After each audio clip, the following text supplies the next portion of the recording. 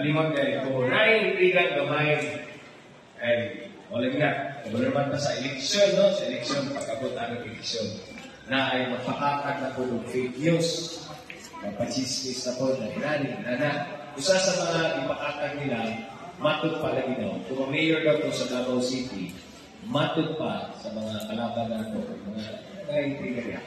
Matod pa, ingat sila. Pag mayor daw po, mawala daw ang Pasko Fiesta para sa mga lupa. Ang storya nila, tingali ay sa sobrang nila na desperado, nagpatatag sila kaya nag-chismis. So tumagon ako, kung mayor na po, tuganan pa na po ang Pasko Fiesta. Yes! Woo!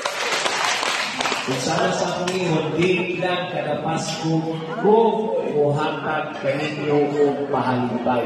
Kanunay ta maghatag o pahalipay ninyo. Kama sa akong ingon, ang mga buntis, mga IP, gikan sa iyang pagkabuntis, hantod na 3 anyos iyang anak, dapat kanunay na ipagkaon, natawad, libre, gikan sa sunod sa Davao. Aros siguro na ito, healthy ang baby ng mga IP. Karang usapan pang servisyo ato, kanunay ihatag ninyo, di lang sa panahon sa Pasko, kundi kanunay ang pagservisyo ni Mayor Carlo Franz Bungcanio gikan sa IT sector.